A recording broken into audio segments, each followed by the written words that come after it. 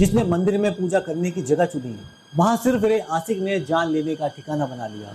4 गोलियां मारी, फिर 15 मिनट तक वहीं खड़ा रहा, पूछता रहा कि मरी या नहीं। आदाब, नमस्कार, सत श्री अकाल दोस्तों। खबर स्टोरी के इस एपिसोड में आपका स्वागत है। ये सच्ची घटना है मैनपुरी के सौतियाना की। सुबह की शुरुआत जो कभी लौट कर नहीं आई।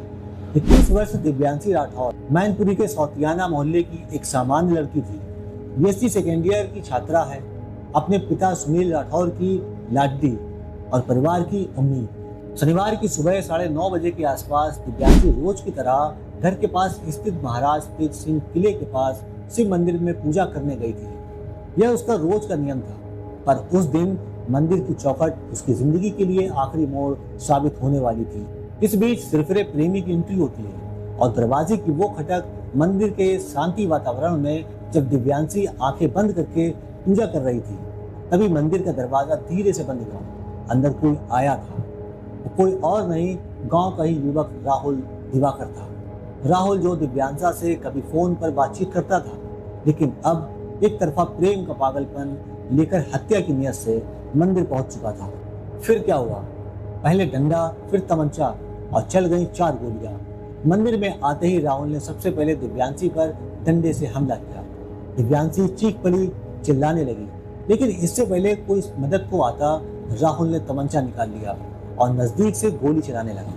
4 गोलियां चली, 2 पेट में लगी, 1 हाथ में और 1 सिर को छूती हुई निकल गई। मंदिर की पवित्र जमीन पर दिव्यांशी लहूलुहान हो चुकी थी। उसकी चीखें मंदिर की घंटियों में गुम हो रही थी। फिर खून बहता रहा और वो खड़ा देखता रहा। गोलियां मारने के बाद राहुल वहां से भागा नहीं, बल्कि करीब 15 मिनट तक वहीं खड़ा रहा। न चेहरे पर डर था, न पछतावा। वो सिर्फ एक बात कहता रहा, मर गई क्या, मरी क्यों नहीं।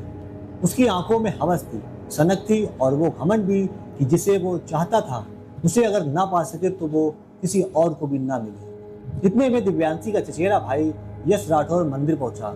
जैसे ही उसने अंदर झांका, सामने बहन खून से लथपथ थी और सामने खड़ा था राहुल तमंचा ताने। राहुल ने यश पर भी तमंचा तान दिया और जैसे ही बाहर शोर बढ़ा और आसपास के लोग जमा होने लगे, राहुल मौके से भाग निकला।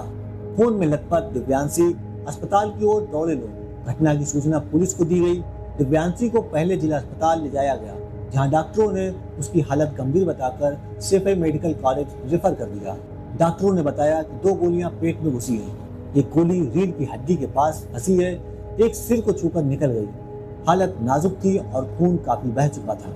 पुलिस को जैसे ही मामले की गंभीरता का अंदाजा हुआ, एसपी गणेश प्रसाद शाह ने एएसपी अरुण कुमार सिंह, कोतवाली प्रभारी फतेह बहादुर सिंह ने 3 टीमें बना दी। कोतवाली, सर्विस लाइंस और एसओजी। 3 घंटे के बाद जब राहुल मोटरसाइकिल से फरार हो रहा था, तो पुलिस ने नगला जुला के पास घेराबंदी कर दी। राहुल ने पुलिस पर फायरिंग शुरू कर दी। जवाबी कार्रवाई में पुलिस ने उसके पैर में गोली मार दी और उसे दबोच लिया। जब राहुल को पकड़ा गया तो नजरें नीची नहीं थी और लबों पर पछतावे का एक कतरा भी नहीं। पैर में लगी गोली थी, फिर भी हंस रहा था। पूछताछ में बार बार एक ही सवाल उसके होठों पर था, वो मरी या नहीं। शायद उसके लिए प्रेम का मतलब सिर्फ अधिकार और सनक था, इंसानियत नहीं। जब एसपी को छात्रा की हालत का पता चला तो उन्होंने अपने 10 पुलिस जवानों को मेडिकल कॉलेज भेजा, ताकि दिव्यांशी के लिए खून का इंतजाम हो सके। जवानों से खून देने को कहा तो जवानों ने एक सुर में कहा, ये हमारी बहन जैसी है, इसे बचाना हमारा फर्ज है। ये दृश्य अस्पताल में मौजूद हर किसी की आंखें नम कर गया। 3 साल पुरानी बातचीत और एक तरफा मोड़। यश ने बताया कि 3 साल पहले दिव्यांशी और राहुल में फोन पर बातचीत होती थी, लेकिन जब घर वालों को पता चला तो उन्होंने दिव्यांशी को दिल्ली भेज दिया। राहुल पर पहले भी हमला करने का आरोप था।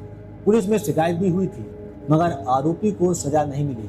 बीच में राहुल आरओ प्लांट में काम करने लगा और पानी के कैन दिव्यांशी के घर तक पहुंचाता था।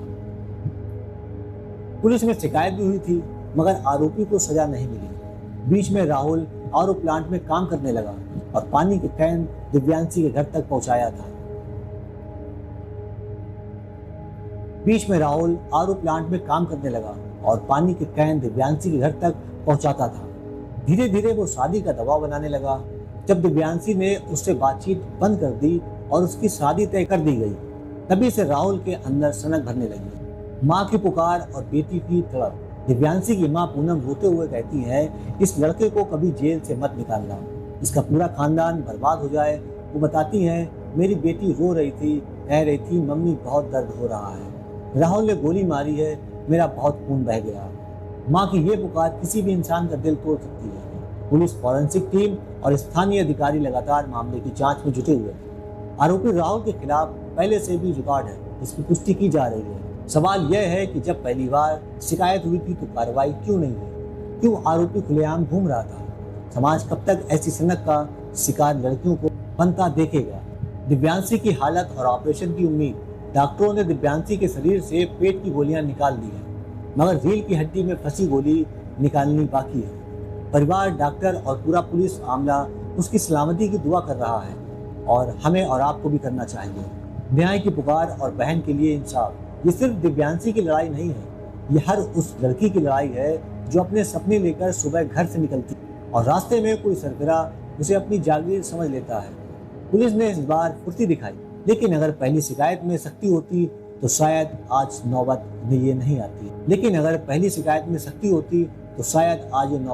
आती। एक मंदिर, एक छात्रा, एक सनकी प्रेमी और 4 गोलियां। ये कहानी सिर्फ खबर नहीं है, बल्कि एक बड़ा सवाल है। क्या एक लड़की को ना कहने की कीमत जान देकर चुकानी होगी? दोस्तों, इस पूरी घटना को सुनाने का उद्देश्य किसी को परेशान करना या किसी का दिल दुखाना नहीं है। आपको सतर्क रखना है, आपको होशियार रखना है। मिलते हैं कवर स्टोरी के किसी नए एपिसोड में। जब तक अपना ख्याल रखें।